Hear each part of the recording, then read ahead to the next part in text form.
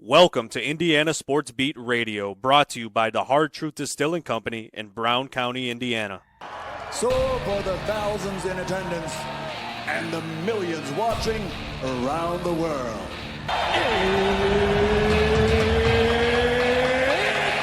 time! Three on the way. Oh! It went in! It went in! And Indiana wins the ball game! Know your role and shut your mouth, you jabroni! Float game for the win! Ayler's gone! Goodbye, touchdown, Indy! Woo! IU! America! They got a football team now! It's pretty simple. I win. Google me. You know that I'm the cream of the crop. Now, from the Hard Truth Studios, here's Jim Coyle. Hello, everybody. Welcome to another edition of Indiana Sports Beat Radio, coming to you from the Hard Truth Distilling Company studios on this Tuesday. So happy to have you along with us, no matter where or how you're listening.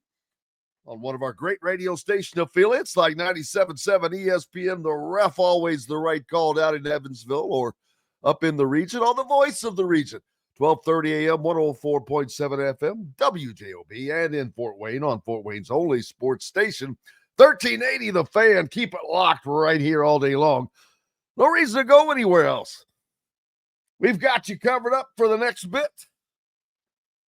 Dylan Sinn will join us today on the program, as well as Rick Bozich. Indiana wrapped up their West Coast swing last night with a close loss to Oregon in a game in which they battled. They played well and hugged tough until the very end of the game, in which the end of the game was where the difference was made. Indiana let Oregon go on a 10-0 run. Meanwhile, Indiana, I think, was 2 of their last 12 on field goals. Not a good combination, but they split. And in my opinion, Indiana comes home with their postseason hopes on the line, as the Ohio State Buckeyes will come to Bloomington for the final regular season game on Saturday, in a game that both teams desperately need to win. Ohio State had been the darling with all these great metrics all season long, but it started to catch up with them, I guess you'd say. Right now, they are one spot. Actually, they are both tied in the Big Ten standings. Indiana and Ohio State now at 9 and 10. Oregon a spot above Indiana. So the Ohio State game, in essence, is going to be to determine the 9-10 seed, I guess. And the winner will probably play Oregon again, which probably bodes better for Indiana to play them on a neutral court.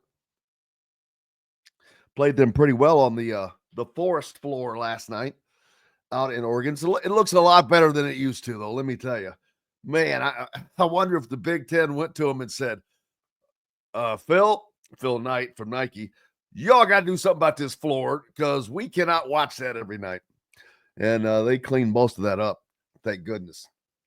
Looking at the Big Ten standing right now, Michigan State still standing alone at the top as they wait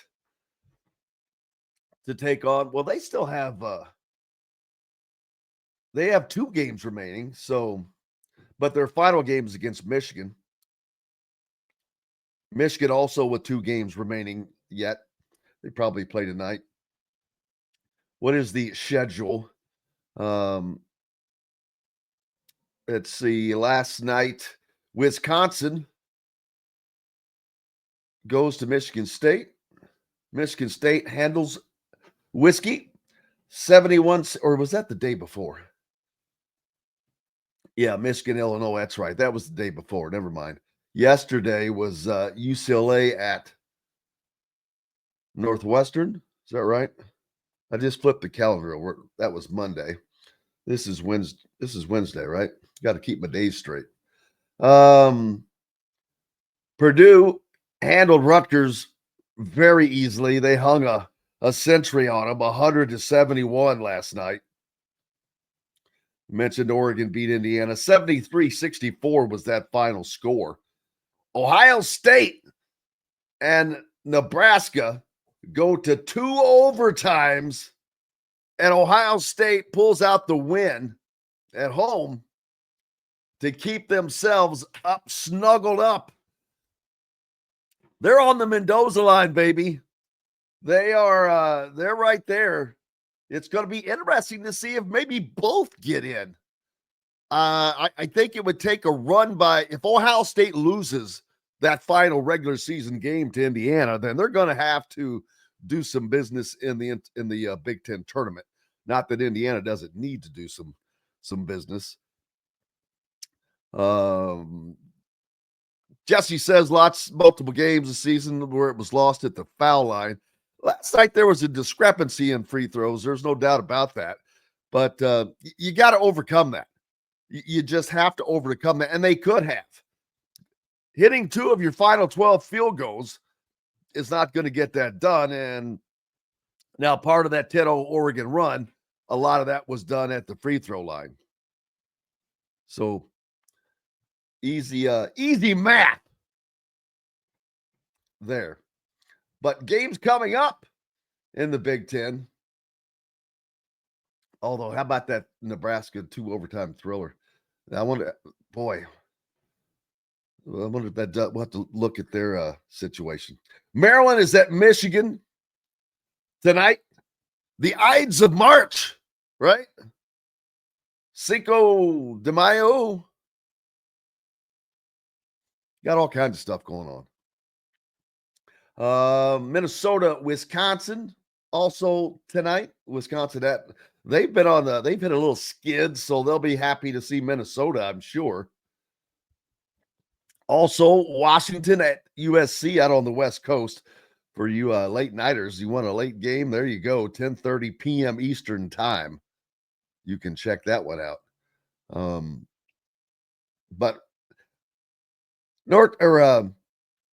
Michigan State standing alone, they're in great position, in my opinion, to win the league. That final game against Michigan, Purdue's a couple games back, so no one is going to challenge them. Minnesota, I've got to mention this. Minnesota is at 11th place in the conference now. They're behind Ohio State. 2 games behind Indiana.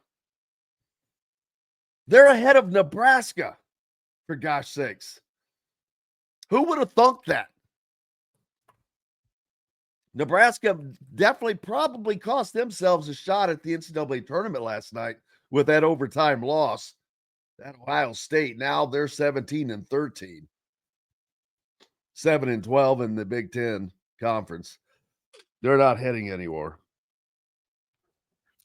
Cheryl Sizemore reminded me yesterday that there was something in the paper, the local Bloomington paper, in regards to, I think, your favorite athlete of, trying to get that pulled up, of the week. And, oh, yeah, the Herald Times. And one of the names on there was Luke Lindemann. Does that name sound familiar? So, not that I need to be pushing kids against other kids, but go there and have yourself a vote if you're a local. Help a brother out. Looking forward to talking to Dylan about all the things that are coming up here about with the Big Ten, the Big Ten in and of itself. Tournaments coming up. Yesterday we had Indiana Football Pro Day. We'll hear from several people, including Curtis Rourke. But more importantly, saw Fernando Mendoza throw. And the man can throw. He has an arm. Saw him throw several deep balls that were just on the money. I'm pretty sure the coaching staff is quite happy with the transition that will take place at quarterback. They're going to go from a very good one to a very good one. I did not get to talk to Fernando, so don't have a take on his personality, whatnot. But one thing about Curtis Rourke, I don't think he has to prove his toughness to NFL scouts. He didn't do anything yesterday because I think he participated. Well, I know he did. He participated in the combine. So he didn't feel he needed to do anything else. Jack Graham asking, where was Galloway in the later portions of the second half? He was on the bench too long. IU has no point guard when he's on the bench. Poor recruiting. Oh, well, this ends soon. Kind of soon. Good question. I don't know. Dusty Banners does not see them losing at home to Ohio State. Yeah. Well, teams are fighting for their lives, so don't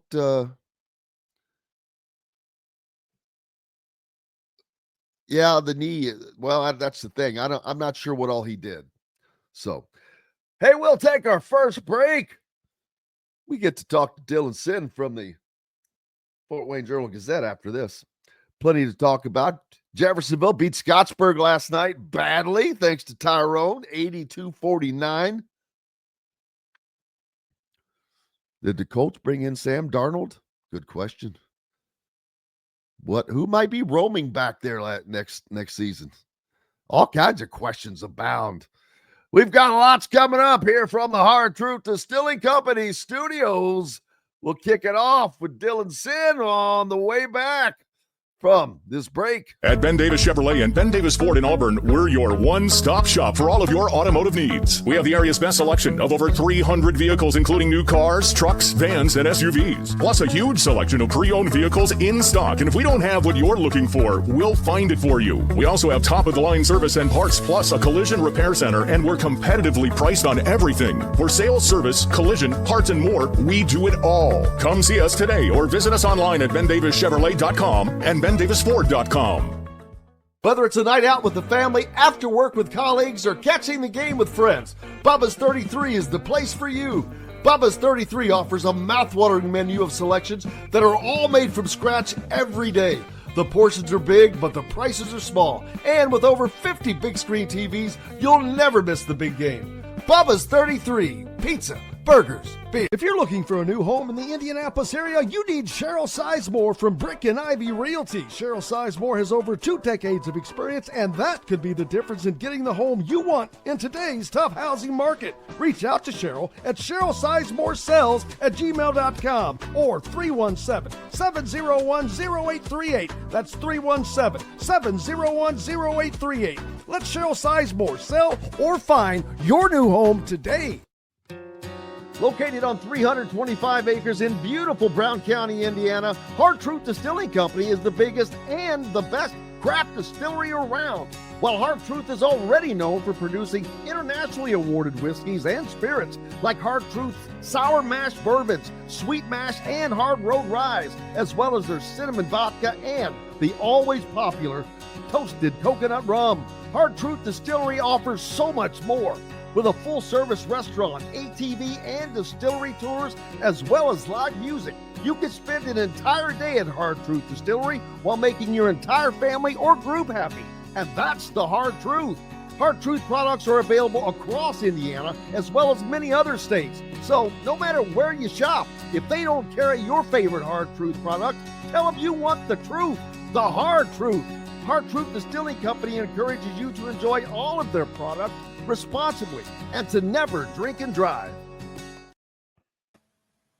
Welcome back to the Hard Truth Distilling Company studios on this Wednesday. Glad to have you with us and glad to have our good friend Dylan Sinn from the Fort Wayne Journal-Gazette. How are you, sir? I'm good. Thanks for having me on, Jim. Brother, it's always a pleasure. Lots going on. We're getting down to the nitty-gritty, Dylan. The Big Ten race is coming down. It's going to come down to the last game, most likely, with 2 games remaining. But Michigan State play each other in their final game, final game of the Big Ten season. But Indiana, Ohio State, those 2 teams in the Big Ten fighting for their life, for their postseason life.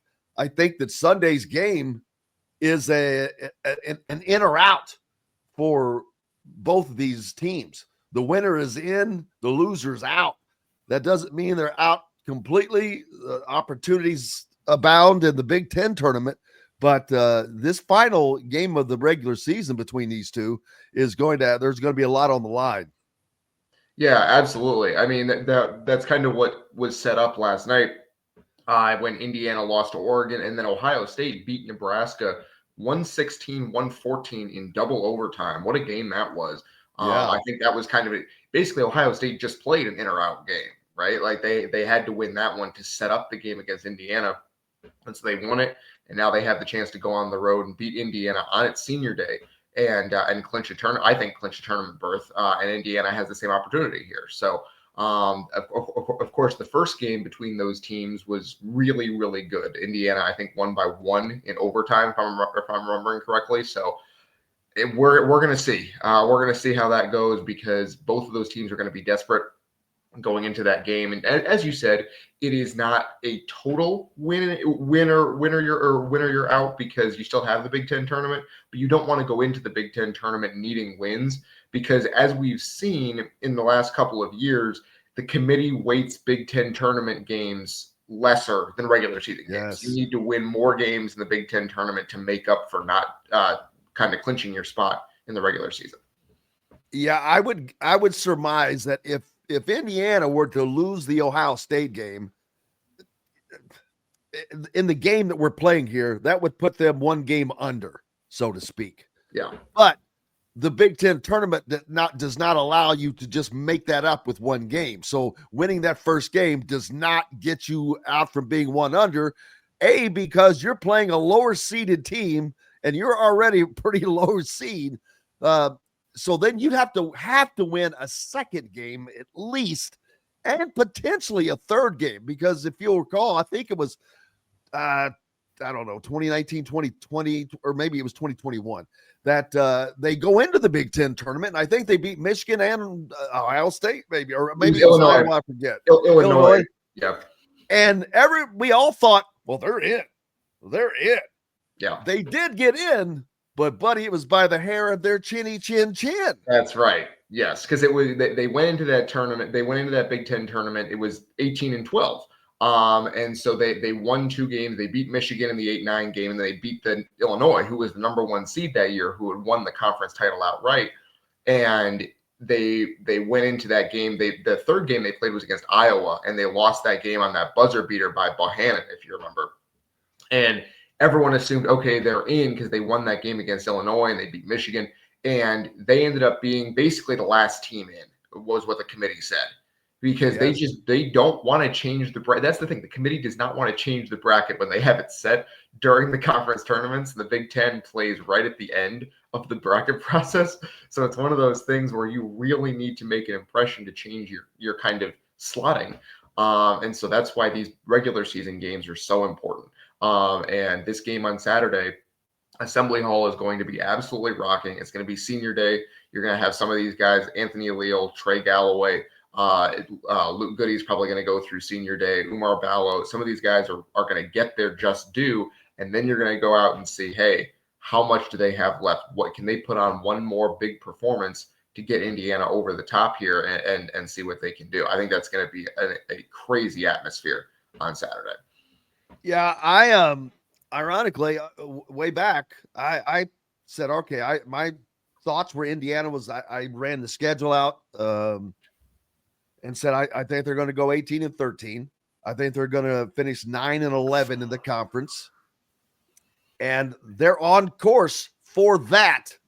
But they're actually in better shape to be 10-10, to be 19-13, to get that last win that I didn't think that they were going to get. I did not think this team was going to make the tournament. I said it, and I'll tell you, I said it. I don't mind. I'm not hiding from anything because it's close anyway.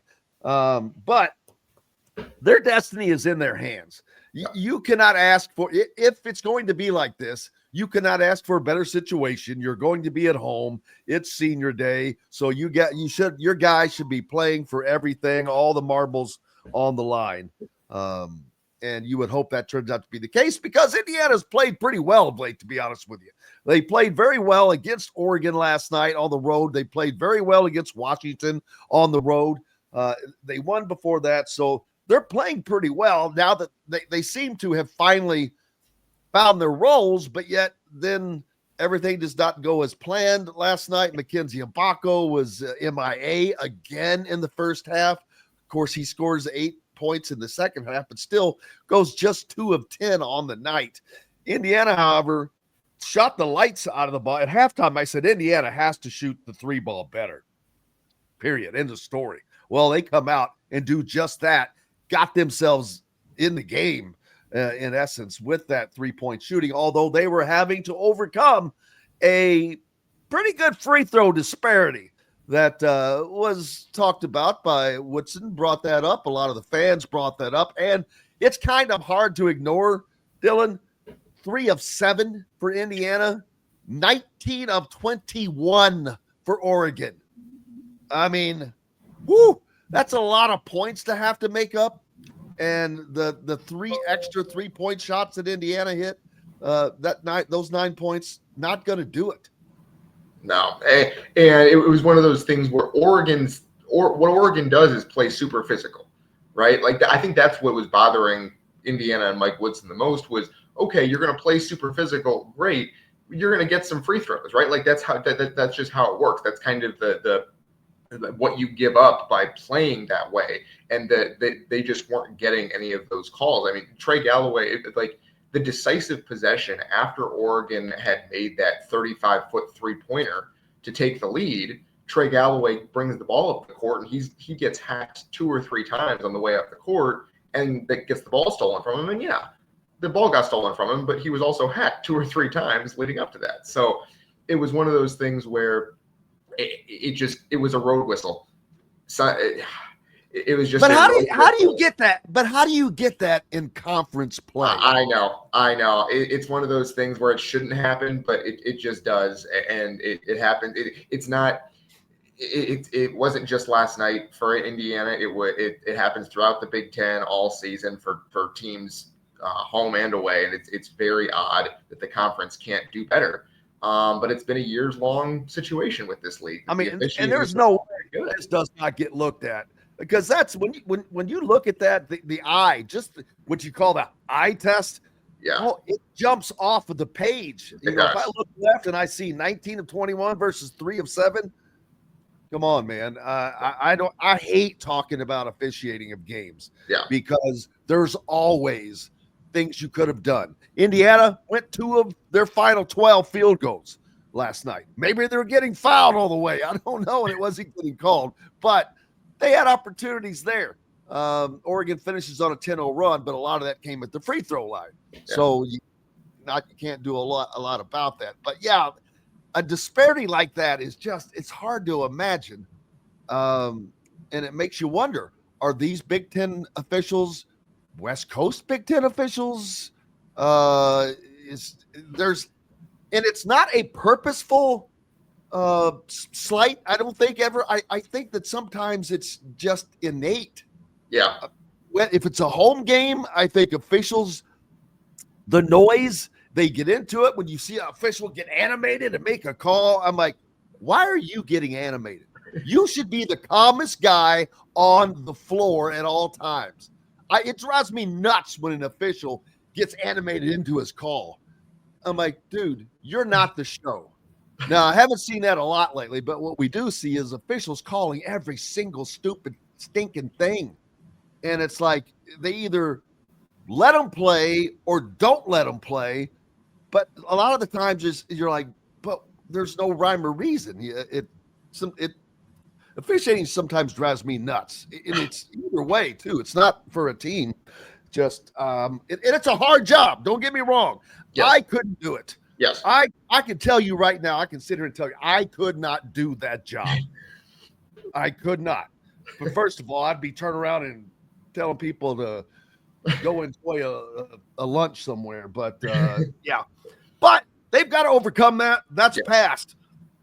You got to put that away and come home and take care of business on Saturday when Ohio State comes to town. It's just that simple. And this is a team you've beaten on the road. But they know that their life is on the line. That shows they fought last night. You go to 2 overtimes, you're fighting to get that win. So they come in with that. Both teams tied at 9-10 coming in conference play. Ohio State, though, they need this game worse than Indiana does. Ohio State is not – I don't think Ohio State's in the tournament. Even when they win this game, they still have work to do because their overall record is 17-13, 1 game less than Indiana. They have to beat Indiana and win a game in the Big Ten tournament, if not 2, I think.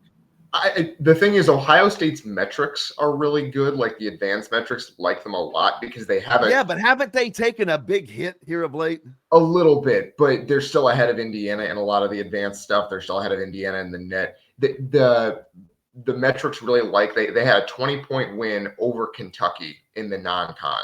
And the metrics really, really like that. I think that's what's propped them up for most of the season has been that win.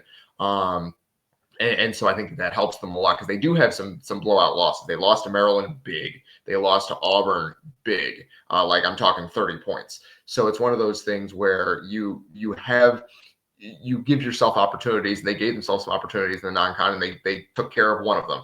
And that's what's kind of kept them high on the metrics list over the course of the season. And of course they beat the mid-major teams on their schedule, the low major teams in their schedule badly.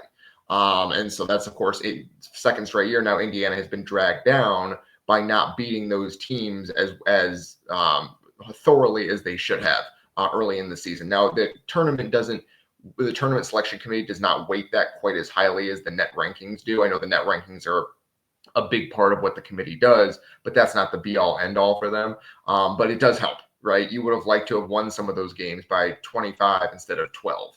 You know what I mean? And obviously we know now Indiana has the talent to do that because they went out and beat Purdue by 15. It's one of those things where you should just play better at the beginning of the season. But I do think the selection committee weights late season results a little bit higher. And I think that's why Indiana has kind of climbed up a lot of the bracket kind of projections more recently is because they're playing well at the end of the season. That helps them. But then you got to go out and get this win on Saturday, so you're not going into the Big Ten tournament with 2 straight losses. And I think they should, because different from football, you've got a massive amount of games in comparison. I mean, it's 3-1. So the back third, you should be playing your best at that time. Indiana has been, just hasn't worked out all the time, but they are definitely playing their best. And, their best wins have come during this period. You talk about the coulda, woulda. Everybody has coulda, woulda, shouldas. Sure. Nebraska's going to put last night's game in a coulda, woulda, shoulda deal because they're not going to make the tournament now. And they look like that they were in a while back, but it has certainly changed. But Indiana has the fact that they're in this position, Dylan, I'm shocked. I've got to tell you, there's no way I saw this team making the tournament, and not that they're in yet. Obviously, they have to beat Ohio State and win a Big Ten game. But the sheer fact that they're in this position, I'll give credit to whomever, whether it's Mike Woodson, every member of the team, all of them. They have themselves in this position that I didn't think was possible. The way they were playing, mostly the way the roster had been constructed, but that all changed once Malik Renew got hurt. It's odd that it took that injury to force Mike Woodson to start changing from the 2 bigs to the 1 big. And ever since then, though, Malik Renew had a good run. Last night was not one of those, but has been playing pretty well up in since then. He gets sick. He comes off of being sick and has that. What do you have? 22 points in the 22. last game. Yeah. And then last night he only manages 8 on 4 of 12 shooting. He was 0 for 3 at the free throw line, which is not good. So Luke Goody, only 6 points. They're not. You have to get 10, between 8 and 12 points from him every game. Yeah. Every game he has to put that in.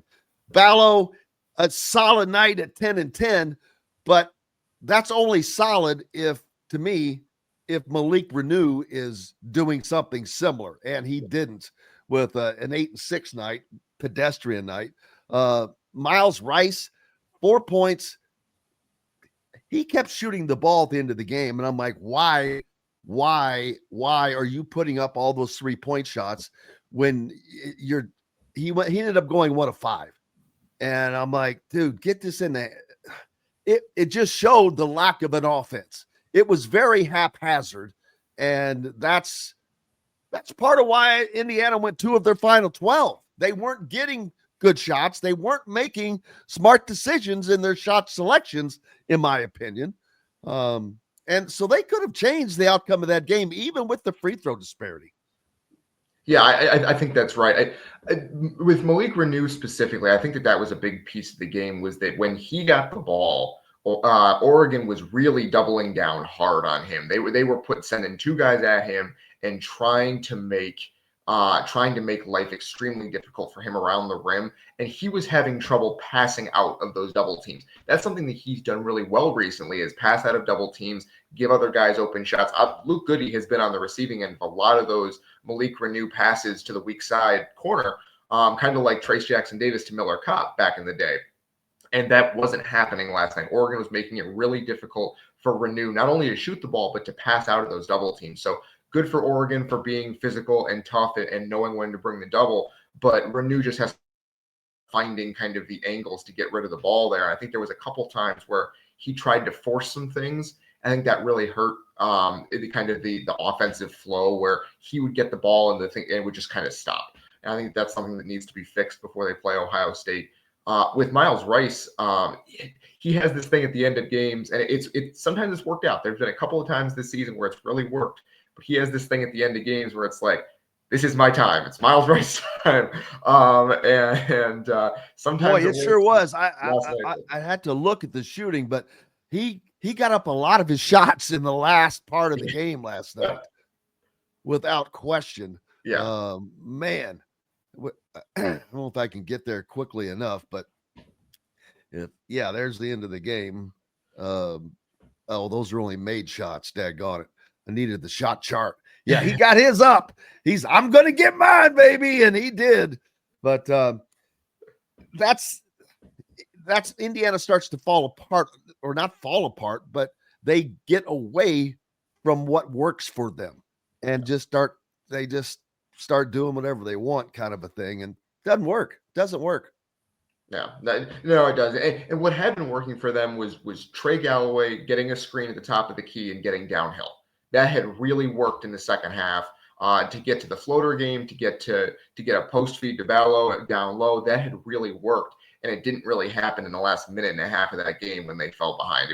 Obviously the turnover didn't help, right? But it was one of those things where that had been the most effective offense that Indiana ran, and they didn't get to it in that last minute. John asking, does Luke Goody have another year? Which would be incredible. It would be his 19th year in college basketball. No, it would be his 6th at least. It would be his 5th. He is a true senior this year. Oh, really? Yes. Okay. Well, he is trying to get a medical red shirt, right? Yes. Okay. His sophomore year at Illinois, he missed 12 games or something. Yes, he missed about 2/3 of the season with a foot injury. And so it's kind of right. It's like Xavier Johnson was that one year. It's right on the line between whether you get the medical red shirt or you don't. And so you have to petition the NCAA if Luke Goody wants to come back, which we're not sure he does. Maybe he wants to go and be done with college basketball. But if he does want to come back, he has to petition the NCAA and say, I want another year. I think I deserve it because of X, Y, and Z. Here's why the medical register rule applies to me. And then he has to wait to hear from them. So it's one of those things where he has to make a decision and then the NCAA has to make a decision. So we'll see. It's not for sure that he's done at Indiana, but it's not for sure that he's coming back either. And if I were Luke Goody, I would put on that request. And if you don't grant this, I'm just going to sue you because you lose every time you go to court.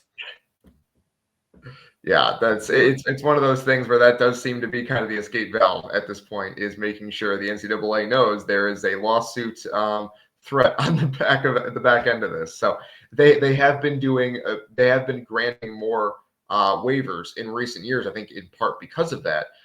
So again, it does seem more likely that it's just a question of whether Luke wants to come back. But that is the process that we'll have to go through, and we'll have to wait a little bit to see. Absolutely. Hey, we've got lots more coming up on Indiana Sports Beat Radio, joined by our good friend Dylan Sinn from the Fort Wayne Journal-Gazette. We're back with more from the Hard Truth Distilling Company studios on the backside of this break. Located on 325 acres in beautiful Brown County, Indiana, Hard Truth Distilling Company is the biggest and the best craft distillery around. While Hard Truth is already known for producing internationally awarded whiskeys and spirits like Hard Truth's sour mash bourbons, sweet mash, and hard road ryes, as well as their cinnamon vodka and the always popular toasted coconut rum. Hard Truth Distillery offers so much more. With a full-service restaurant, ATV, and distillery tours, as well as live music, you can spend an entire day at Hard Truth Distillery while making your entire family or group happy. And that's the Hard Truth. Hard Truth products are available across Indiana, as well as many other states. So no matter where you shop, if they don't carry your favorite Hard Truth product, tell them you want the truth, the Hard Truth. Hard Truth Distilling Company encourages you to enjoy all of their products responsibly and to never drink and drive. Ugly Grouper, located on beautiful Anna Marie in Florida, is the place to be, and not just because they have unforgettable meals, including locally sourced seafood. The Ugly Grouper has your favorite craft beers and cocktails, along with live music every day. The Ugly Grouper is family-friendly, able to host private parties, and has the biggest grouper you've ever seen. The Ugly Grouper is the place to be on Anna Marie Island, Florida. Tell them Indiana Sports Beat sent you. Go to theuglygrouper.com for more information.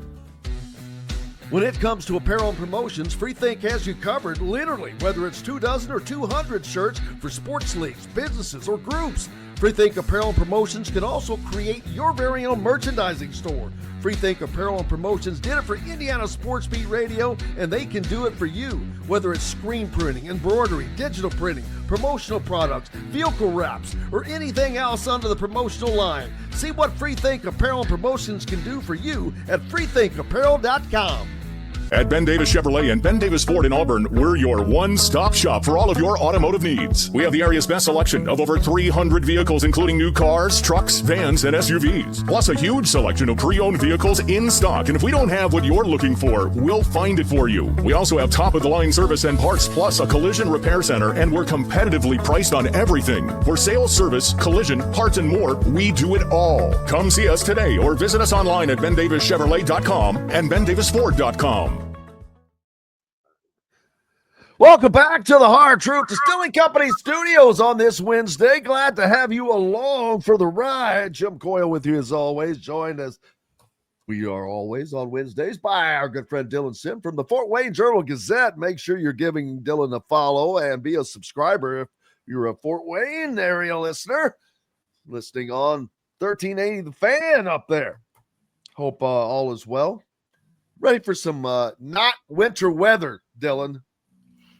No, there was a couple days earlier this week and even yesterday where it was pretty nice. You could kind of feel spring creeping in just a little bit. It was like 55 degrees out. You go outside without a jacket for the first time in a long while here. So we're getting there. You can feel March coming into being here just a little bit. Well, I'll tell you, I looked down here at the forecast, and Tuesday I see 74. That's going to be like a celebration day, man. Wow. I'm just going to celebrate just because. March Madness is upon us. Warm weather is upon us. The time change is upon us. It is a wonderful time to be alive. Indiana, Purdue, everybody fighting for slots in the NCAA tournament coming up. Where they're going to be slotted, the Big Ten tournament starts in, I guess, next week, huh? Yeah, the Wednesday of next week. That's crazy. It's crazy that we're that close. I mean, the season ends Sunday for everybody, and then bam, a couple days later in Indianapolis, it all gets underway. And there's some teams that's got to do some work. Will there be any surprise teams? I can't imagine that, but you never know. I can see Illinois making a run. Well, they're not a surprise to me because they're I think they're going to be like the 6th seed in the Big Ten tournament, 5th or 6th or 7th or something like that. But they would not surprise me to make a run to the end. But again, it's the 6th seed, so how surprising is that? But they had a tough stretch during the middle of the season. But they're so talented. I like right now they're projected as an 8 or a 9 seed in most brackets. I would not want to be the 1 seed that has to play them in the second round if that is indeed what happens. Well, in the Big Ten will get only 9 teams in. If it gets those in, there's no guarantee they get 9 in. That's if Indiana makes it in. Ohio State has work to do for them to overcome Indiana, I think. But John thinks Illinois could go to the Final Four, lose in the first round. I'm not sure that they're Final Four talented, but I mean, I like Bozich and Yakashonis. They lost, what's that? Their forward, Morez Johnson. Yeah. Lost him for the season. But the fact that they were able to go to Michigan and do what they did to the Wolverines, man, they hung it on them. Yeah, they really they played so well in that game. Their offense was just really, really efficient in that game. And now they get Purdue at home in the regular season finale on Friday. That's a really fascinating game to me because those teams have not played this season. So you're playing a team for the first time in the last game of the regular season. That's kind of the new reality of the Big Ten where you play most teams only once. And so I think Illinois is the type of team that can give Purdue a little bit of trouble. You can out-athlete Purdue a little bit. That's kind of what Indiana did to some extent. And if you can bother Braden Smith and find a way to get him off of his game, you can bother Purdue. And so I'm interested to see how Illinois goes about trying to do that. And I think they might be able to. But Purdue, coming off a terrific game last night against Rutgers, one of the best games they've played all season, they're playing with some confidence right now. And if they are motivated going into that Illinois game, because if they win, they lock up a double bye in the Big Ten tournament. So that game, Purdue at Illinois on Friday, is a really fun one to kind of consider here. A little brief bit of note from Fred.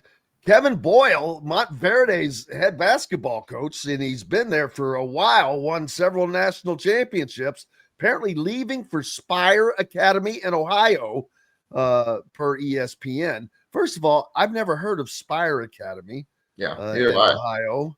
And the fact that they must have some money to draw him out of warm Orlando, Florida area, because I know he's doing well down there. And wow, to make a change like that, that's something. Of course, Trent Sisley finishing up his senior year at Montverde right now, and it has made a world of difference, in my opinion, for Trent Sisley, Dylan. His game has really improved all the way around. Yeah, I mean, absolutely. He is one of those guys who does everything well on the basketball court. He does everything you could want him to do. I think that's really he's been able to show that at Montverde, because when he was at Heritage Hills, it was one of those things where he was the scorer. He was the guy you turn to get a bucket. Right? At Montverde, he doesn't have to be that guy. He can be the facilitator. He can be the rebounder. He can be the secondary scorer. And I think that is one of those things that he really excels at, is being a secondary guy who, if the focus is off of him, he is really going to hurt you. And I think that is probably going to be his role at Indiana next season, is going to be a secondary guy, coming off the bench, who comes in and can really get you a bucket, because he's not the first line in the scouting report. And I think that's going to be one of those things where his experience at Montverde is going to really help him be ready for college, because you are playing on a team full of super talented guys, and you have to find a role. I think that's what he's going to have to do next year. Now, I continue to believe he is going to be a very, very, very good college player, and at some point will be a star at Indiana. He will be a main scorer at Indiana at some point. Probably not next year. He's going to be a major cog. I've said it over and over.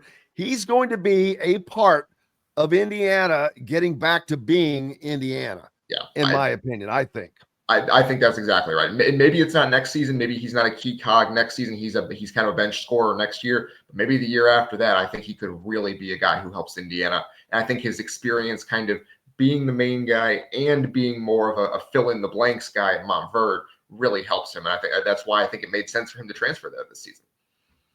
Absolutely. Why wouldn't you? I mean, Kevin Boyle, who is going to Spire Academy in Ohio at season's end, which will come probably at the conclusion of the Chipotle High School Nationals taking place here in Indiana, which Indiana fans should have an opportunity to go see Trent Sisley play. But boy, he has won Kevin Boyle has won 8 of the past 12 national championships. 8 of the past 12, people. That's but he's coached more number 1 NBA draft picks than most college coaches.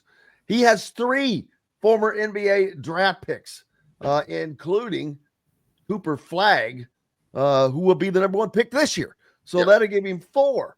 But he says the move was necessary in light of seismic changes underway in high school and college basketball worlds over the past few years. Since 2021, players across the sport have been permitted to receive financial compensation by profiting from their name, image, likeness, transforming blah, blah, blah, blah. I don't understand how that affects him. Yeah. But, I mean, but who cares? That's the news. He was a New Jersey guy. He's like one of those Hurleys, man. Yeah. There's some good ball in Jersey. There absolutely is. Yeah, I mean, Mackenzie Mbako is from there originally. So I did not know that. Yeah, so he's from up there in Jersey and went down to Montverde to play. So it's one of those things that maybe that was the connection there that ended up getting him down to Montverde. So it's one of those things where you got to do what you got to do for your own career in terms of Kevin Boyle there. I do wonder if him being closer to Indiana helps. Obviously, he's built a relationship with Indiana over the last couple of years here. I don't know if that will survive post Mike Woodson leaving, but I wouldn't be surprised. I don't know how much of a relationship there really is. I mean, when you see Liam McNeely change and when you see Derek Queen go otherwise, but absolutely, it'll be important for the next coach, definitely, to especially with being in the proximity of so close. But speaking of, give me some names of guys that you're thinking about as the next coach. Yeah, I mean, I still am on one of 2 guys right now. For me, it's until they say no, it's going to be Mick Cronin and TJ Otzelberger. You can sell me on either one being the better choice. I would personally prefer Otzelberger because he's younger. He's done more recently, although Mick Cronin did go to the Final Four in 2021.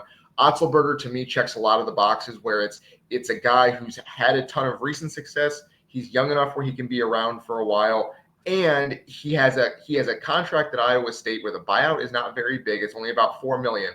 And Iowa State does not have the money to match Indiana financially. So Indiana can bowl him over with an offer, right? I don't think that's really the case with a lot of the other coaches that people are throwing out here. So I think that Otzelberger checks a lot of those boxes. I think Mick Cronin, to me, continues to check a lot of boxes as a guy who's been to, this will be his 14th tournament in 16 years, I believe, or 13th and 15, one of those 2. And he's been to a Final Four. He's been at a blue blood, so he knows the kind of the pressure that is. But Indiana has a better NIL setup than UCLA does. So either one of those guys, until they say no, I think it's one of those 2 guys, and then everyone else is kind of secondary to me. And I'll tell you this, it doesn't matter what name you throw out. What you'll get is a lot of this. And you can erase Cronin's name and put in whatever name you want right there. Yeah. There's going to be a whole lot of that because people just everybody dislikes somebody that is in the process, and it's going to be one of these people. It's going to be either TJ Otzelberger or Mick Cronin or Ben McCollum or Greg McDermott. It's going to be somebody, people. Yeah. So and let me tell you who it's not going to be. It is not going to be Brad Stevens. It is not going to be Dusty May. And it is not going to be Chris Beard. So get used to one of these other names that is being talked about. And I will say, here's what I will say. With Otzelberger, I think you're going to get a lot less of that. I think Otzelberger is the best chance Indiana has to really kind of unite the fan base. I think I would say is that he would have the best opportunity to really have like a high approval rating at the beginning of his tenure, if that makes sense. We have to have a talk with a lot of these people because Mick Cronin, I don't understand the hate for Mick Cronin. I really don't. The man makes the tournament basically every year. He's been to a Final Four. Is it his personality? Is that really is that what it is? Is he just people don't like that he's a little bit prickly? Because I have some news for you about a guy who used to coach Indiana who was a little bit prickly. He was a lot big prickly. I think it's one of those things where I don't understand why people are so immediately no way on a guy who's been to a Final Four and currently coaches a blue blood and has done a pretty good job there. It is one of those things where I think that he would do well and people would really get on board after like a year. Yeah, we'll see. A lot of no's to Cronin, but I know. Yeah, I've seen that online too, and it's one of those things where I understand why, but at the same time, the resume is what the resume is at a certain point. If I don't understand why, because if Indiana fans want to win as badly as they portray themselves of wanting to win, yeah, why would you turn your nose up to a winner? Yeah. What is it? Everybody says no, but they're not saying why. Yeah. Give me reasons why. I want to know why you don't want Mick Cronin. I'm not saying you should, but tell me why. You can't just say no. You can't just say, oh, that's a no-go. There seems to be this perception out there that he's a little bit of a complainer, and I think that is a little bit missing. He aided to that this season. Yes, he did. Yes, he did. About travel, complaining about his players. Yes. I do think, however, to a certain extent, like coaches complain about their players. I think we've forgotten this. Coaches complain about their players sometimes. It's just a thing that happens. It's a thing that you need. There are coaches that decide, the players need a kick right now, and I'm going to give it to them in this press conference, right? Like that's a thing that happens. So he complained a lot last year about NIL, but he wasn't complaining about NIL as a concept. He was complaining about UCLA's lack of NIL. I don't think that'd be a problem in Indiana. I don't think he'd have to do that. I think Indiana's pretty well set up for that. So that's my thing is I think a lot of the complaints that he has boil down to, I'm at UCLA. I didn't expect to be in the Big Ten. What's happening here? And I think that a lot of that would be solved by coming back to Indiana, where he spent most of his life in the Midwest. He was at Cincinnati for 15 years? Oh, absolutely. And so I think that a lot of that would really help him to get back to the Midwest too. So that is my assumption is people don't like some of the complaining, but I think there is a rhyme or reason to a lot of what he says. We shall see. Dylan Sinn from the Fort Wayne Journal-Gazette. If you've got time to stick around for one more segment, we can do it. But if you have to go, I understand. We've got to hit a break. I do unfortunately have to go. I'm actually buying a car this morning, so I will see you in my new car on Saturday. Zip. Oh, well, you know what? I hope you went to Ben Davis Ford Chevrolet there. We could have helped you out had I known. One of our great sponsors there in Fort Wayne, Ben Davis Ford Chevrolet, the place to go when you need an automobile. Hey, we've got more coming up thanks to Dylan Sinn from the Fort Wayne Journal-Gazette. Back with more on the backside from the Hard Truth Distilling Company studios right after these messages. Located on 325 acres in beautiful Brown County, Indiana, Hard Truth Distilling Company is the biggest and the best craft distillery around. While Hard Truth is already known for producing internationally awarded whiskeys and spirits like Hard Truth's sour mash bourbons, sweet mash, and hard road ryes, as well as their cinnamon vodka and the always popular toasted coconut rum. Hard Truth Distillery offers so much more. With a full-service restaurant, ATV, and distillery tours, as well as live music, you can spend an entire day at Hard Truth Distillery while making your entire family or group happy. And that's the Hard Truth. Hard Truth products are available across Indiana as well as many other states. So no matter where you shop, if they don't carry your favorite Hard Truth product, tell them you want the truth, the Hard Truth. Hard Truth Distilling Company encourages you to enjoy all of their products responsibly and to never drink and drive. If you're looking for a new home in the Indianapolis area, you need Cheryl Sizemore from Brick and Ivy Realty. Cheryl Sizemore has over 2 decades of experience, and that could be the difference in getting the home you want in today's tough housing market. Reach out to Cheryl at CherylSizemoreSells@gmail.com or 317-701-0838. That's 317-701-0838. Let Cheryl Sizemore sell or find your new home today. Whether it's a night out with the family, after work with colleagues, or catching the game with friends, Bubba's 33 is the place for you. Bubba's 33 offers a mouthwatering menu of selections that are all made from scratch every day. The portions are big, but the prices are small. And with over 50 big screen TVs, you'll never miss the big game. Bubba's 33, pizza, burgers, beer. Andy Moore Honda is Bloomington's #1 Honda dealer for a reason. Buy a new Honda and get a 3-month break from car payments. That's right, no payments for 90 days. That includes the all-new, all-electric Honda Prologue, and you get it for just 0.9% financing. Or the 2024 Honda Ridgeline Black Edition or the Honda Accord LX, both for just 1.9% financing. Get more to your door from AndyMooreHonda.com, Bloomington's #1 Honda dealer and your best place for new and used vehicles. Welcome back to the Hard Truth Distilling Company studios on this Wednesday. Glad to have you along for the ride. Appreciate you being with us no matter where or how you're listening. Looking forward to talking it up with Rick Bozich here in a little bit. Yeah, that's a surprise. Kevin Boyle leaving Montverde. I did not think that would happen. It's just the campus at Montverde. I've been down there several times. It's beautiful. It's in Florida. Did I mention it's in Florida? But we see it all the time. Pretty certain he's getting paid well. I saw that the tuition is roughly $60-something thousand a year at Spire Academy. Yeah, that's more than what it is at Montverde a little bit. So that's more than a lot of people pay to go to college. But always a surprise. I'm surprised that he hasn't made the move to college. He has that Rick Pitino-esque energy, both from the Northeast. He's a Jersey dude. So, but I guess, he likes his niche in the high school game because he's always dealing with the top talent. It's a lot more fun, I guess, when you have those kind of players every year. I mean, my God, look at his lineup from last year.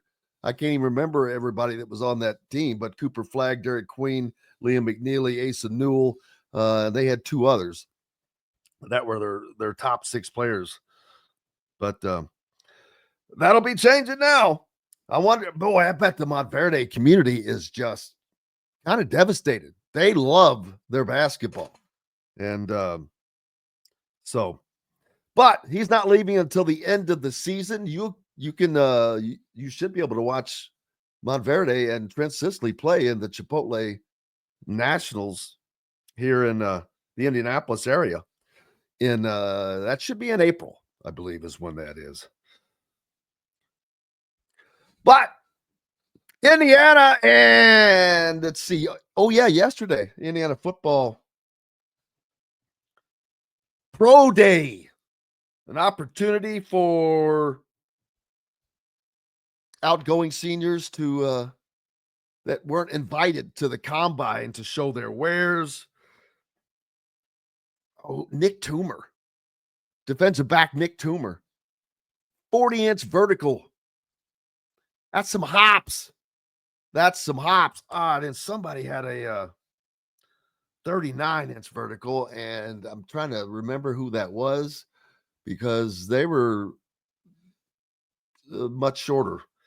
So that's a serious jump. I mentioned earlier that I saw Fernando Mendoza throw the ball because Curtis Rourke was not ready to throw the ball. Fernando handled the throwing. He's got a cannon. Yeah, he threw a lot of really nice looking deep balls. And I mean, I think you're going to enjoy Indiana football next year more than you did last year, if that's possible. I don't know. Maybe that'd be crazy. Because last year was the first time, and there's no first time again like that. Although you could have a better season. I think they're going to have a better team, to be honest with you. I can't, guarantee a better season because their schedule's a little bit tougher. To me, it's a lot tougher. You have 3 road games at Iowa, Oregon, and Penn State. You open up Big Ten play with Illinois. But they have jacked up the offensive line. You've got a lot of guys that are coming back. And I just think that it is going to be a fun year for Indiana football fans. And speaking of which, let's hear a little bit from Curtis Rourke from yesterday. Combine. That's kind of the beginning of all this. We're pro day today, but your experience has already started with the NFL Combine. Yeah, it was really awesome. Just being around, the best of the best, and being able to meet a bunch of teams and kind of go through that process and that interview process. And, even though I wasn't able to physically do anything, it was one of the more valuable experiences, and just happy I was able to go. How was it being back here with the guys? It's been great. Really, when we had a meeting yesterday about with everyone that was going to be at Pro Day, just seeing the guys again, and everyone's in great shape, and just excited, to watch them run and watch them show out, and I'm looking forward to playing them in preseason. So, What was kind of a theme, I guess, in the interviews you had? What did you try to convey to teams, and what did they want to ask about you? Yeah, it was a lot of questions about my knee and questions about how the story behind that, and a lot about just my learning style, how I play, and there's a lot about the season, because it was something that it put Indiana on a map, the way the team played and the season went, and so I was just trying to convey that I'm just grateful to be a part of such a great team, and that it's gonna help prepare me for the next level, and just this 1 year has developed me a ton, and so just trying to convey that I'm eager to learn and ready to learn, and that I've learned a lot from the last couple of years. Curtis, you look like the ultimate hype guy out here today. How important was it for you to be out here supporting your guys? It was awesome. Yeah, I love all these guys. We've been in these journeys for over a year now, and so just being able to be there for those guys and hype them up and make sure that I get the most out of all of them. I just like to see them succeed. And just being able to watch them has been awesome, and I'm glad I can be that hype man. So.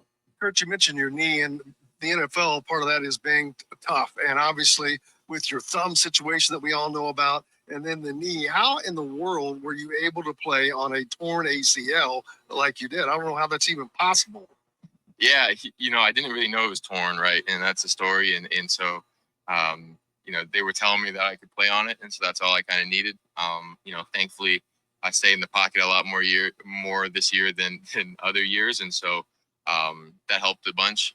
But just with the thumb and the knee, just definitely some uncomfortability, and it wasn't fully healthy, but I just wanted to be out there, play and continue the season. So. But was that a talking point with some of the NFL guys showing your toughness and doing that? Absolutely. I like to explain the stories and say them truthfully, but also in a way to show that I played. I only missed one game, and I tore an ACL and a broken thumb, and so it's definitely it was a talking point for sure, because a lot of them didn't really understand or know, like myself and yourself, of that you could even play with those injuries. But it's a fun story to tell. So if you could reflect on where you were at last spring, that's Curtis Rourke, and how about that? Playing on a torn ACL, broken thumb, ripped off thumbnail, surgery on the thumb.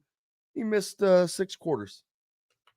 Yeah, that's toughness, and that will go a long way in the NFL. Although there was also a camera crew there yesterday from Canada, because obviously Curtis Rourke is a Canadian Canuck, and interested in the potential of him following his brother into the CFL. His brother is a quarterback currently in the CFL. God, I forget who he plays for, but yeah, that would be something. But good guy, just a super good guy. He's going to succeed. You can just tell his mental outlook, his mindset is just that that is of a winner. Coolio says that the good news is in regards to Montverde that you won't have to hear me mispronounce it again. Is it Montverde? I can't remember. I think it's Montverde. Yeah, Montverde. Put that tilde on the end of it for some reason. I don't know. Montverde. How about that? A little feng shui, a little French. Add a little French to it. Philip asking, what is considered a successful season for Cignetti next season? Well, what is a successful season for Indiana is what you should ask. I don't think fans should go jumping off of the deep end because you had a great season last year, and if they don't go 11-1 again, that it's this big fall off. I think 9-3 is very attainable. I think 9-3 should be the mark that they shoot for. I think that 9-3 is acceptable. And I hate to use the words acceptable. I really do. But looking at the schedule, if they win their home games, win all the games, they should win.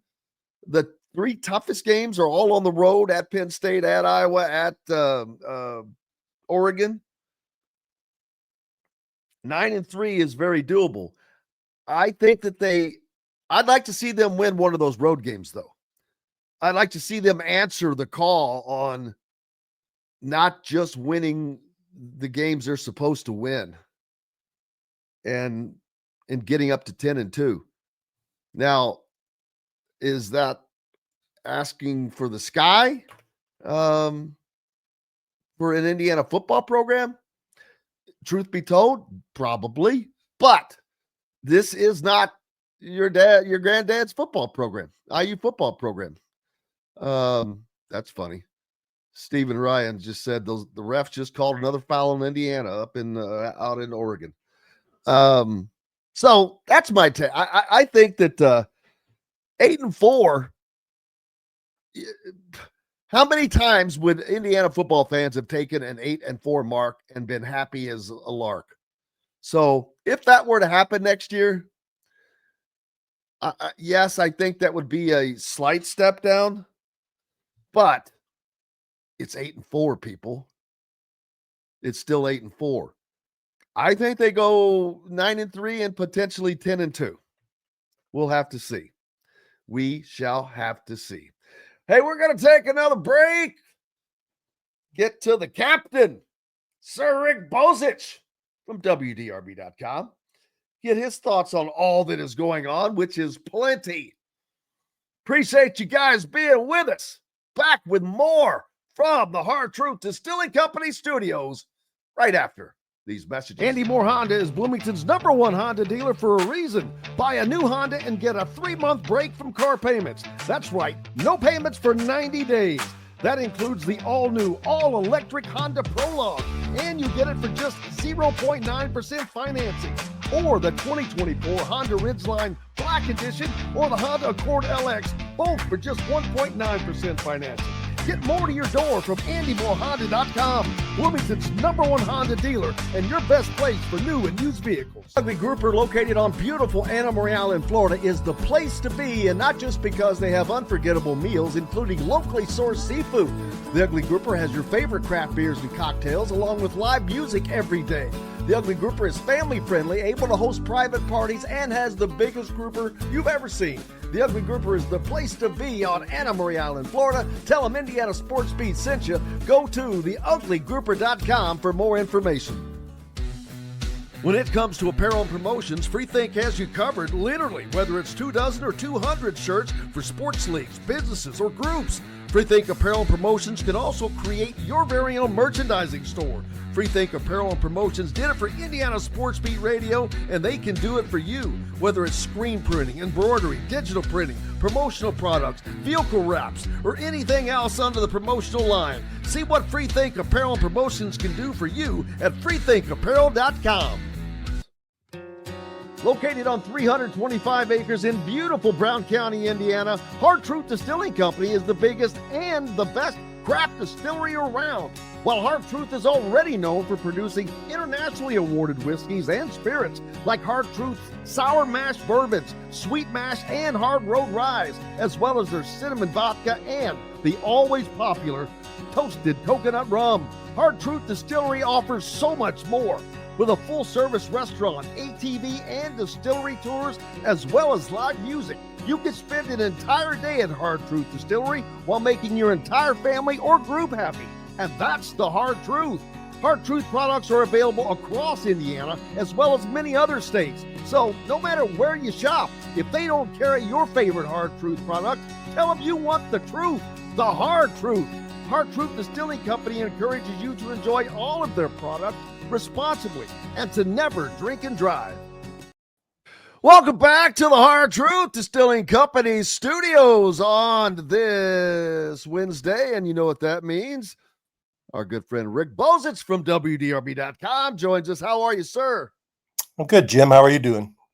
Cannot complain. I know you saw this, but Kevin Boyle leaving Montverde Academy in Florida to go to Spire Academy in Ohio. And I think that, which was a surprise, but I think that this was spurred by, believe it or not, NIL, even at that level, because I don't think that they have anything set up at Montverde right now. And that is apparently a sticking point. Yeah. He's had plenty of success at Montverde, and before that in New Jersey. I think he coached high school ball in New Jersey. He's one of the best high school coaches in the country. His track record of developing guys who've gone on to be college stars and NBA players is very strong. Yeah, he's got more NBA first-round draft picks than most college coaches. He's about to add his fourth with Cooper Flagg. To leave Orlando to go live outside, I guess that's outside of Cleveland somewhere. Yeah, boy. Good luck with that. That's like Dusty May going from Florida Atlantic to Ann Arbor. Boca Raton to Ann Arbor. Beautiful in the summertime, but you can keep those winters, baby. You can keep those winters. Yeah, I mean, it's apparently high school players now are going to make as good of money as some college players. In certain places, no doubt. Your latest piece at WDRB.com. I wish I could play the music of little Marvin Gaye. What's going on? What's going on? Because that's the title of it. Drew Beard, Otzelberger, Cronin, mystery coach. What's going on in Indiana? Good question. It's gotten quiet, which no surprise because there's not a lot that can happen other than some behind the scenes back channeling and chirping and things of that nature. But I think Scott Dolson in Indiana, Scott is working hard to keep that information contained. And you know what? I saw Jeremy Gray at the baseball game yesterday, and I told him, you know what? I'm fine with that. I'm not that guy who just has to know this second, because you know what? When it happens, you're going to know. It'll be there. But it is a mystery because there are a lot of names that are still out there that are doable. Chris Beard is not one of those, in my opinion. I don't know if Scott Drew is or not, but I would say that TJ Otzelberger, Mick Cronin, maybe the two top names. Yeah, I mean, that popped up this week on Trilly Donovan. I don't know if you go on Trilly Donovan or not, but he had his IU coaching hot board 1.0, and he had Scott Drew and TJ Otzelberger on the first tier. And then I think on the second tier, it was McDermott, McCollum, and I don't remember the third one. But so he doesn't think that Mick Cronin has much of a shot. Cronin must have been on the second tier. The thing that I mean, there's the things about Cronin that I think make me hesitate is if he really wanted the job, I'm surprised that Patino would go to bat for Beard and not him, because he's a Patino guy. And secondly, the buyout's a problem. I mean, the buyout, from what I've been told, is at least $10 million. Some people think that's a lot of money, some people don't, but I think it is a lot of money for a coach who's a very good coach, but he's not like he's won a national championship or, done extraordinary things. He's been very good, and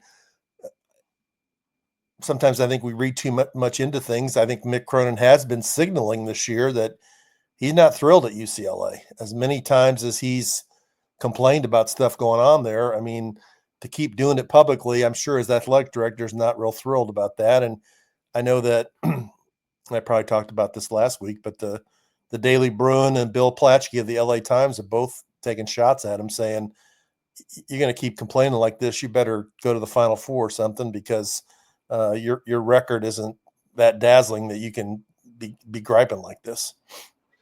I understand. I don't know if he's using that to try to get out of LA. Maybe he's trying to work out a deal where they reduce his buyout to get rid of him. I'm not sure. I doubt that they would do that, but he probably has the biggest issue with the buyout of anybody that we're talking about, because right. Scott Drews is like $4.5 million. Otzelberger's is $4 million. Everybody else is under that, I think. I mean, the Otzelberger thing, though, is strange, too. I mean, Iowa State agreed to give him more money and reduce his buyout. I mean, why would you do that? I mean, usually one side gives something and the other side gets something. And if you're going to give a guy a contract extension and more money, why would you take his buyout down from $18 million to $4 million? That's strange. Yeah, I don't know. I wonder if Indiana has coaching attire in his size. For those of you that does not pay attention, TJ likes to wear mediums. Yeah, he's double X and he likes to wear medium. Yeah, you're right. He likes to show that he does spend time in the weight room. Kind of funny, but nobody cares if you win, right? No, they don't. I wonder if Buzz Williams gained some juice yesterday by beating Auburn, buddy. Oh yeah, big time upset. Not, that stuff's going to happen, but that's a huge win this time of year, especially. Mm-hmm. Yeah, I got Buzz down in the second or third tier. I've talked to one agent. I've talked to some TV people who I trust, TV basketball analysts. I've talked to some current head coaches and assistant coaches, people who are familiar with IU, and nobody really knows. I mean, people, no matter what name you throw out there, they'll give you a reason they might come, but then they'll quickly give you a reason they might not come. And I've had a couple people telling me that, there could be a coach somewhere that we're not thinking of that is kind of restless at the place he's at, that like to maybe not get along with his AD real great, like to go somewhere else and try something, and has the ego to say, I'm the one who's going to succeed there after all these other coaches haven't succeeded. And Indiana's going to pay me a lot of money. They're going to have a lot of money in NIL. They got fan support. They got tradition. They got a good recruiting area, and I'm going to go in there and kick butt. So who that is, I can't identify it, but I had two different people have told me that it could be somebody nobody's even talking about. Yeah. Are we talking about somebody from the college ranks or outside of college basketball? Yeah. I mean, just to throw, somebody like, Tommy Lloyd, Greg Gard. Dude, Greg Gard would be about as good a hire as you could make. He is, if not the best, he's one of the best coaches in the Big Ten right now, one of the best in the country. He's just solid. The way he's winning this year, incredible. It shows how good of a coach he is to make the adjustments that he's made. The personnel that he lost, we had to bring in and change, and yet still wins. We've talked about it. How we used to watch Wisconsin. It was like watching paint dry. Well, now they get after it, and it's fun basketball. So, and he wins. So, don't know if he would be interested in leaving. I don't even know what his contract situation is. He's not someone that I've looked up. But I don't know. He would be a hell of a get. Yeah, and I don't know if he'd move that. A lot of coaches are uncomfortable moving within the same conference, but it's a different world now, and people who do all kind of crazy things. I mean, Gard's done a terrific job when you consider that last summer people counted Wisconsin down and out. They lost A.J. Storr to Kansas, and they lost Chucky Hepburn to Louisville, and they lost Connor Essegian to Nebraska, and people thought that they wouldn't be very good. Well, he's kind of shocked the world. Just somebody, Dennis Gates of Missouri. I mean, you could pick 4 or 5 names of somebody who might be kind of considered off the wall. Yeah, absolutely. And I would not be shocked by that because of the quiet, because of how Scott is seemingly able to do his job right now without interruption. And I'm glad for that for him. Like I said, without all the noise and everything getting out, let it just happen. I'm good with that. The hard part right now is, I mean, as in any negotiation, you need to feel out which guys, or have the search firm feel out which guys are legitimately interested in not just using you to get a better deal where they're at. And I don't know how you do that. Hopefully a search firm that's experienced and been through this before, that's one of the main qualities that they have, to sort out the pretenders from the real contenders. And at the same time, they're doing their background checks on all these guys to make sure there's nothing that would pop up after they're hired to embarrass, IU or the coach. But at this point, I think the main job is that I'm sure that Dolson says, this is what we're looking for, coach who's done this, this, and this, whether he would say, these are guys we're possibly interested in. And then the search firm talks to the agents and or the coaches and has to ascertain, this guy really will listen to you, or I think he's just playing you. Because the worst thing, well, not the worst thing, but what you don't want to have happen is get turned down by your first 2 or 3 targets. That happens frequently. I mean, heck, Mick Cronin was the 4th or 5th pick at UCLA. Mark Pope was the 3rd pick at Kentucky. Pat Kelsey was the 3rd pick at Louisville. It does happen, but I think you want to avoid that if you can. Especially avoid it being known. If you can get away with that being under the radar, everything's great, because it's an optics thing. Because then some coaches seem like they may get the upper hand. So, but yeah, is there somebody that for you stands out and said, I think this would be the best selection, but it's not because of any allegiance or anything like that. Just they check a box and a half more than somebody else. I mean, I'm going to say 2 names that are already out of it: Dusty May and Brad Stevens. Those are the 2. That doesn't count. Grand Slam, huh? It doesn't count. Yeah, I know they don't count. Those are the ones. Those are the 2 that I think would, excite the biggest number of people and have track records. Yeah. But have you noticed since Dusty signed that fat new extension that they've gone south? Have they won a game yet since he signed that? Maybe one. I don't know. I mean, they've lost. Maybe. I know they lost the first 2. Yeah. Then they got 2. I think they might play again today and again on the weekend. They got 2 more games this week. So, and they got to go to Michigan State over the weekend.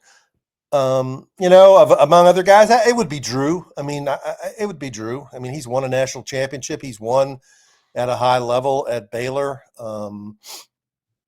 He's recruits at the top level of the game. He's very successful in the transfer portal. They play an interesting style of basketball. I think Drew would be the top guy right now. As we've said a million times, would he be willing to walk away from the program he built from the rubble to come to Indiana and start over? And A year ago, he wasn't interested in Louisville or Kentucky. I don't want to get off the subject, but this is a great question. Pat Kelsey or Rick Pitino, Coach of the Year? You could argue for either one. There isn't a wrong answer. I would have to go with Rick Pitino personally. I think it will be Rick Pitino because of the fact that they've won the Big East easily. First time in 40-something years for St. John's? I don't know if it's been quite that long, but it's been at least since, before Y2K. Yeah. And, he's got a good team. He doesn't have a great offensive team. They just win with defense. And the magnetism of Pitino's personality and being in New York City in the Big East, I think he'll win it. But if you voted for Kelsey, that's certainly justifiable. Kelsey, I think, will be the Coach of the Year in the ACC, and he should be. Absolutely. Well, that kind of leads into my next question. Why isn't Brad Brownell getting more attention than it seems to be? I mean, he's got Indiana ties, a former high school teammate of Calbert Chaney. He is doing very well at Clemson. They're second behind only Duke in the ACC right now. I think they've only, 24-5. That's a pretty damn good season. He's had a great season, and they're the only team to beat Duke in the ACC, and they went to the Elite Eight last year. I mean, the reason is because I think over his career, he's only won like 3 or 4 NCAA tournament games in 13 seasons at Clemson, not very many. But Elite Eight last season, though, at least. Yeah. I think Brad Brownell is a very solid sleeper pick. He's very experienced. He can handle the job of being the head coach. He's from Indiana, so he understands what the job is all about. His team does shoot threes. They're shooting 38% from three this year, 14th in the country. They're ranking the top 25 in offensive and defensive efficiency. He'd be a solid choice. People balk at him because he has been on the hot seat several times at Clemson and he escaped. But his last 2 or 3 years have been his best years at Clemson. And, if he has a nice run in March, I think his name will become a little sexier. So they should win the next 2. They got at Boston College tonight and Virginia Tech at home. So they'll finish 26-5, 18-2 in the ACC. I think he has to be higher up than people think as far as on that list. People judge him by, his record, I guess, in 2019 or 2020. Give him Indiana's resources, and how does all of that change, I wonder? I agree. I know coaches who've gone against him who think he's a really good basketball coach. And I've been around him at ACC Media Day and press conferences. He handles himself very well in front of the media. I think he could do the job. Absolutely. So we're still not going to hear anything for a couple of weeks. I mean, we have the conference tournament starting in about 6 days, I guess, next week in Tuesday or Wednesday in Indianapolis for the Big Ten, and everything else going as well. And then the NCAA tournament starts. So we're looking at 3 weeks probably at least from hearing anything. I would surprise. Yeah, I mean, next week's conference tournament week, then the next week there'll be the second day in Dayton 2 weeks from today. We're going to have 48 teams will be eliminated that first week. So if the top target is one of those coaches that's among the 48 eliminated, they can make the move the following week. But if he's in the Sweet 16, you'll have to wait another week. And if he's in the Final Four, they're probably not going to get him anyway because he's going to stay where he's at. So I would say we should know something, I don't know, 3 to 4 weeks. Without question. Other than that, because the season will be over after that. So, and then you've got guys hitting the portal and trying to keep guys in, trying to keep whether or not Luke Goody gets another year. The next coach could come in with 3 players in place in Trent Sisley. If Zerno stays, which I think he is at the moment, and if Luke Goody were to get an extra year, I don't think that he would transfer elsewhere unless it was suggested for him. You think everybody else is going to leave? Cups and Newton and Renew and Mbako and all of them? Mbako's a question mark now because he has been so inconsistent. Right. You know, Todd talks about his talent being just really, really good. And you can see that, but it's not his talent. It's between the ears that makes you focus. Yeah. questioned. The thing that I think he needs to improve on defense for sure. We've said that for 2 full seasons. But secondly, he could guard you and me. There seems to be too many possessions when he gets the ball and he predetermines that he's going to shoot the ball. Whether it's a good shot, whether he's covered, whether he's open, whether somebody else has a better shot, he is going to take a shot. He takes a lot of contested and tough shots. Sometimes he makes them and he looks great, but sometimes he doesn't, and the offense kind of falls apart. So I don't know. I thought he'd be a better player by now, but he's improved some, but he's not. I mean, he's not like a top. If you pick the top 4 or 5 Big Ten, group of 5 guys, he wouldn't be in the top 4 or 5 teams in all Big Ten teams. It doesn't seem like he can find his. I don't want to use the word role, but his spot in the role as a role comfort zone. Yeah, he can't find his comfort zone of like, what am I most effective doing? How can I do that more? And how can I help the team be better in that? Right. And what should I do less? I need to quit taking as many contested shots as I take. I need to quit taking 17-footers because those are the worst percentage shots in basketball. The long twos are bad shots.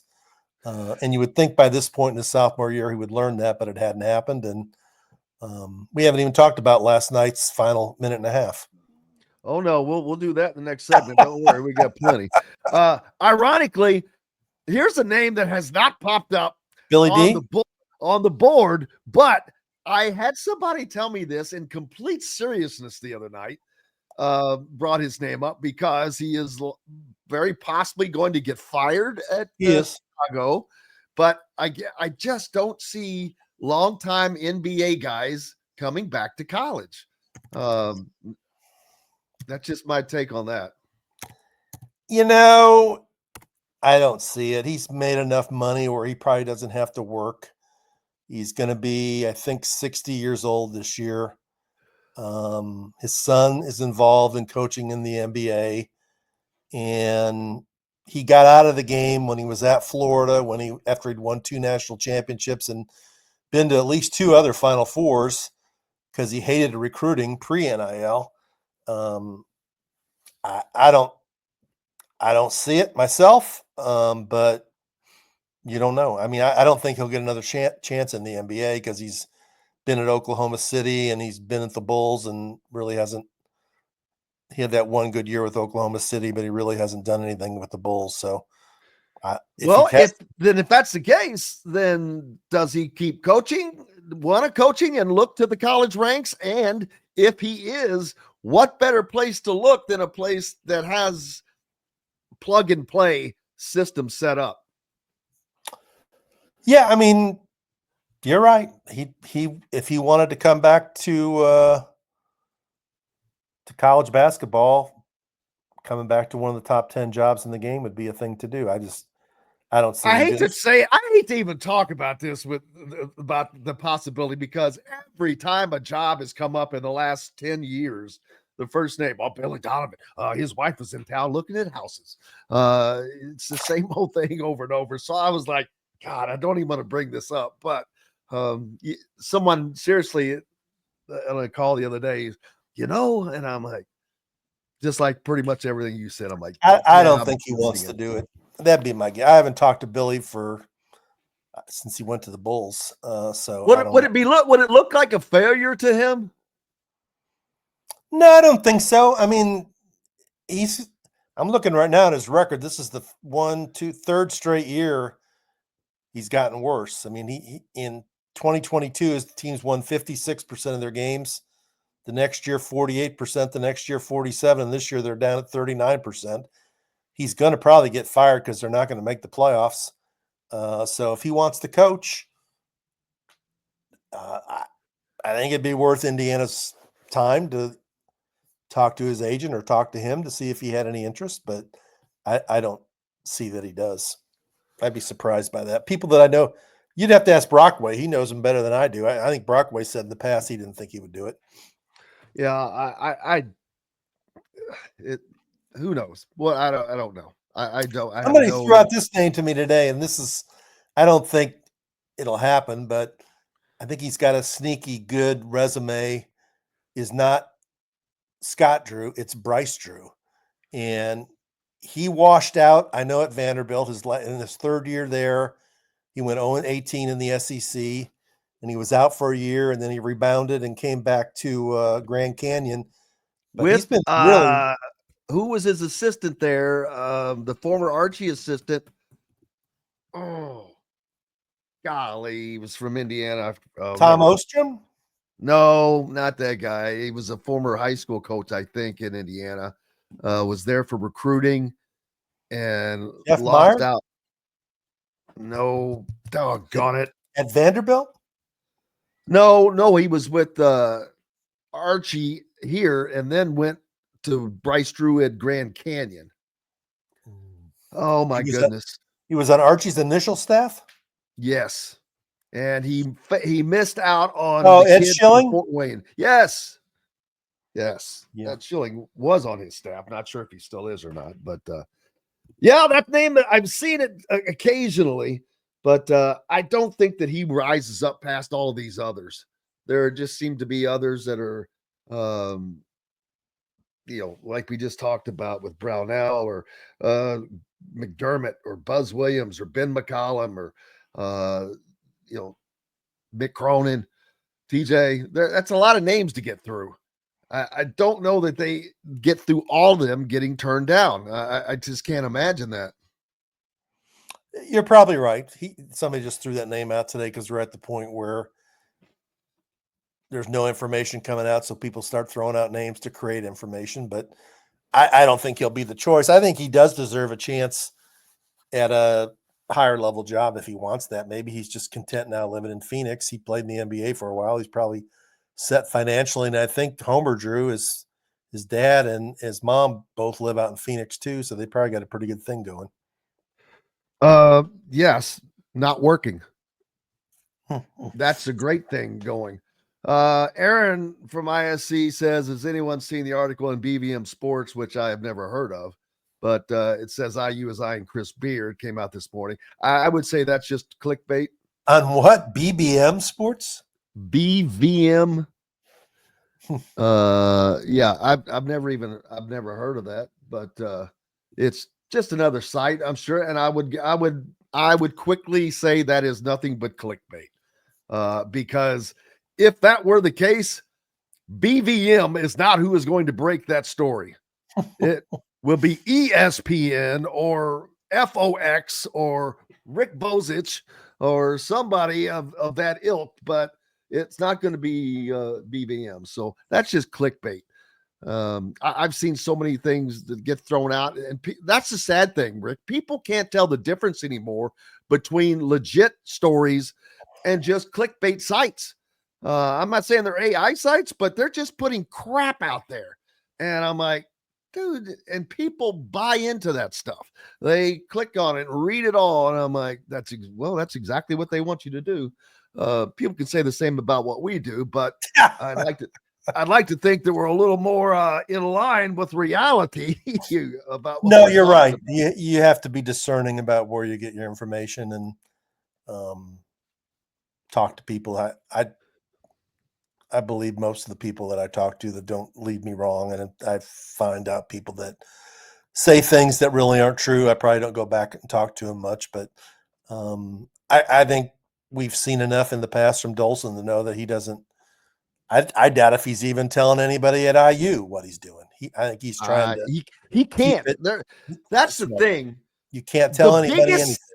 No, the biggest leak, without question, to me, is the board of trustees. You cannot tell them any damn thing because I promise you that information will come out. I know for a fact. I would think at this point it's just him and President Whitman. And she might not even know anything yet. It's just him and the search firm. That's it. He probably has complete trust in him. These are the qualities that I'm looking for. These are the kind of guys I'm interested in. do a background check on them to the best of your ability to find out if they would really sit down and seriously listen to me. And when it's time, then we're going to dig in and do this. That's where I think it's at. And he can't tell anybody at IU anything because it's just not, people can't keep secrets. Oh, hell no. Especially this stuff. I mean, oh my gosh, the amount of people that will post I talked to a pretty good friend who's a big time donor, right. and I'm like, buddy, unless this donor is giving 20, 30, 40 million dollars, I don't think very few donors know what's going on. Well, there have been a lot of people I know on Peaks that have argued back and forth about Brad Stevens. There's one guy I think in particular that wrote that it was already over. The whole thing was done, and he was coming and all that stuff. And wasn't long after that, the Goodman's thing came out. So you're always going to have somebody who talks to somebody, and you're always going to have people that make stuff up because they want to sound like they're in the know. Oh, absolutely. There was same thing on the Hoosier.com that it was a done deal, and that it was a smokescreen because when they reported it, he just said that Brad Stevens was not a candidate, and that was the quote. The quote was not from him that I'm not a candidate.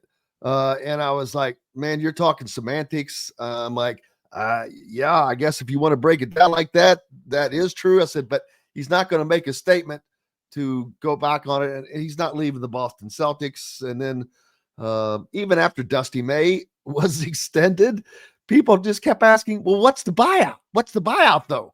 And I'm like, dude, you don't sign an extension to turn around and leave to go someplace else. That's not going to happen. Although I was surprised that the buyout for Dusty May was not raised more than it was. I agree. I agree. Maybe they felt like they had enough trust in Dusty May that they didn't have to raise up above that level. But, that we've talked about this, how this should have all been handled last year, and it'd be so much different world, but it wasn't. And so these are the cards they have to play now. Absolutely. We'll take a quick break. The great Rick Pitino. Let me go put my white suit on. I'm telling you, boy, I bet he still has it. In fact, he can still fit into that thing. It's amazing. He just wore it Saturday. Oh, did he? Yeah. When they won, they beat, I think it was Creighton in the Garden to clinch the Big East title. He wore the white suit. Oh, man. Yeah. Had Tom George there, and George's wife were courtside for the game. Oh, wow. Getting all the way back in the memories. Indiana Sports Beat Radio. Rick Bozich, the great Rick Bozich with us. We've got more on the backside from the Hard Truth Distilling Company studios right after this break. Located on 325 acres in beautiful Brown County, Indiana, Hard Truth Distilling Company is the biggest and the best craft distillery around. While Hard Truth is already known for producing internationally awarded whiskeys and spirits like Hard Truth's sour mash bourbons, sweet mash, and hard road ryes, as well as their cinnamon vodka and the always popular toasted coconut rum. Hard Truth Distillery offers so much more. With a full-service restaurant, ATV, and distillery tours, as well as live music, you can spend an entire day at Hard Truth Distillery while making your entire family or group happy. And that's the Hard Truth. Hard Truth products are available across Indiana, as well as many other states. So no matter where you shop, if they don't carry your favorite Hard Truth product, tell them you want the truth, the Hard Truth. Hard Truth Distilling Company encourages you to enjoy all of their products responsibly and to never drink and drive.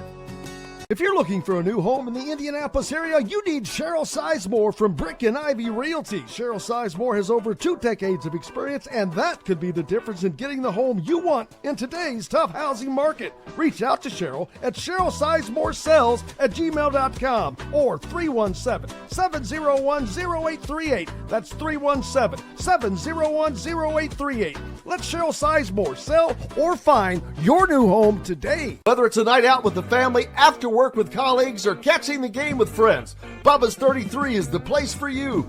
Bubba's 33 offers a mouthwatering menu of selections that are all made from scratch every day.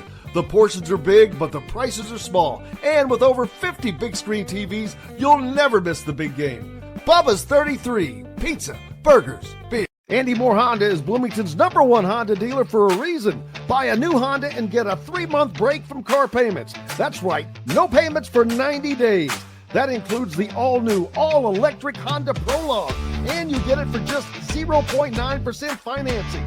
Or the 2024 Honda Ridgeline Black Edition or the Honda Accord LX, both for just 1.9% financing.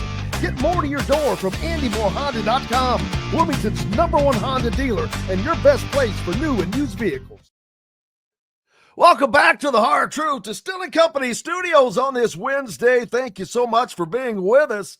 Rick Bozich from WDRB.com along for the ride, and Indiana looked okay last night. They battled hard, but they let it get away at the end, although there was a pretty good discrepancy in free throws. But there's always a reason that you can, get around bad calls, whatever the case may be. You're going to have to deal with that at times on the road, and this was one of those times. But that was a pretty good discrepancy, I will say that. Yeah, considering Oregon plays a pretty aggressive physical defense, especially in the backcourt. They were out on IU's ball handlers, and the big guy Kittle, not nearly as athletic as Ballo or Renew, and did a fairly good job of bottling them up by bodying them up, and he didn't really get in foul trouble either. So Indiana hurt itself. I don't know what it ended up. They ended up shooting 7 free throws. Is that what it was?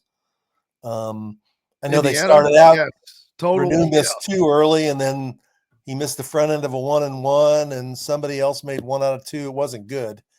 And I know Oregon, I think, had 21 points at the line. Is that right? Wasn't it like 21-7? They were 19 of 21.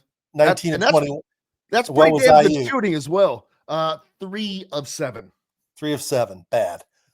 So blame yourself for not making free throws, because a couple of those at least were front end of 1-and-1s. But yeah, the officiating could have been better.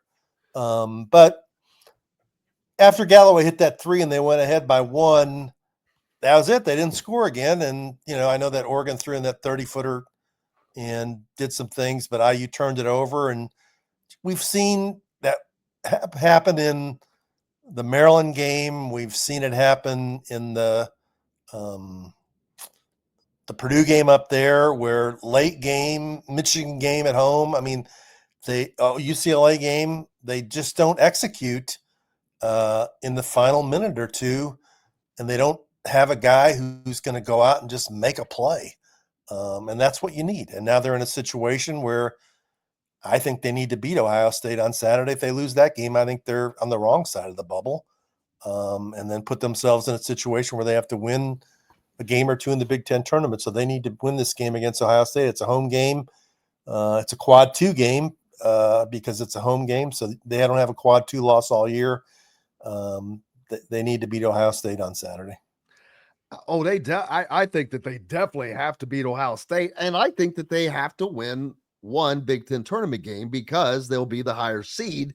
And I think that if they beat Ohio State, but then go to the Big Ten tournament and lose to a lower seed, that equals that last game out and kind of puts them on the wrong side of Bubble City. Won't they play Oregon probably in the Big Ten tournament again? Is that what if they beat Ohio State? I think that that's exactly how it would play out. But they'll play them on a neutral floor, which should help, and hopefully there will be a different free throw disparity than that. Right. And if they're able to get past Oregon, they're in the bracket with Purdue, who they match up well with. Probably should have beaten them twice, but it's probably better for them to work out that way.